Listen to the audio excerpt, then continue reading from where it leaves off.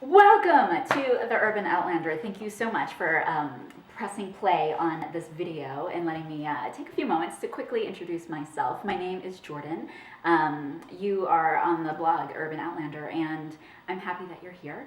Let me tell you a little bit about myself. I just started watching Outlander last April of 2015, right? I'm new to this.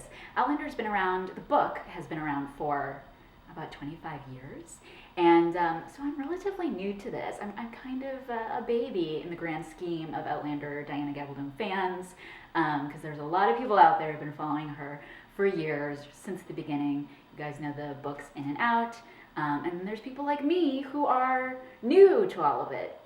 So since last year, I've watched the first season several times, and I've watched a few of the episodes, probably more times than I have fingers and toes. But I am so excited about the second season. After I saw the first season, I read the first book, Outlander, and I want to be clear about this blog and where you are and who I am. I'm not reading the second book, Dragonfly and Amber. I'm not going to read it. And some people might think that's counterintuitive in light of the second season coming, but this is my thing. So I first watched Outlander, the show, and I didn't know anything about the books. I knew nothing about the story. I knew nothing about these characters. So part of my love that grew from it was just watching each episode and falling more and more in love with the characters and following the story and seeing where it was going and seeing the twists and turns that it took and places where I wasn't expecting it to go. And so that with each episode, I was just getting more and more excited and crazy about it. So I kind of want to preserve that excitement and that element of surprise as we get into the second season.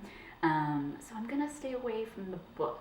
Trust me, it's hard, and it's even more difficult when you are following the show or following the books, and there are a lot of spoilers out there. I don't like spoilers. I try as much as I possibly can to avoid the spoilers, but it's so incredibly difficult.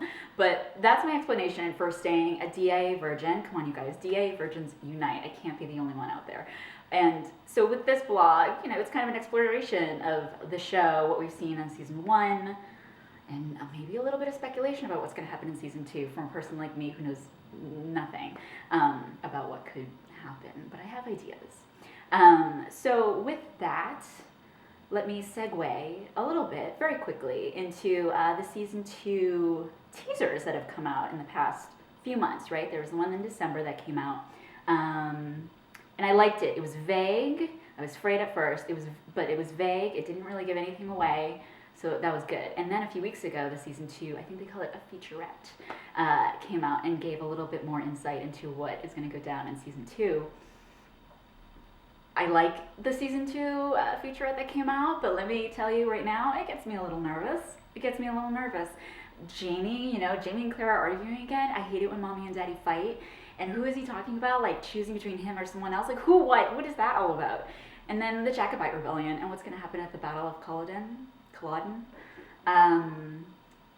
Like our Scottish friends, like, are we gonna see them again? Like, what's gonna happen?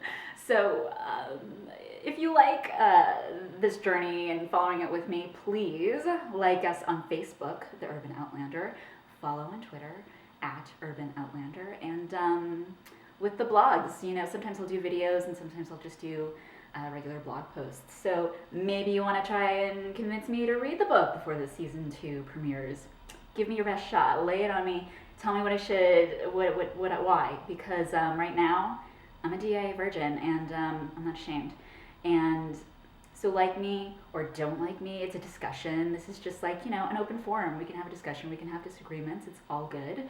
I'm just happy to share in the enthusiasm with the rest of the Outlander fans and the community that is so strong out there. So I'm happy to be here. In the last few months of Droughtlander, how are we gonna deal with it? And I know one way that I deal with it is with my 2016 Outlander calendar. January, I know you only just noticed it now, and the whole time you've been watching me speak. But as each month passes, we can move forward and see who's our poster boy or girl each month. I know that's one way I'm getting through Droughtlander. Anyway, season 2's coming, you guys. Let's do this.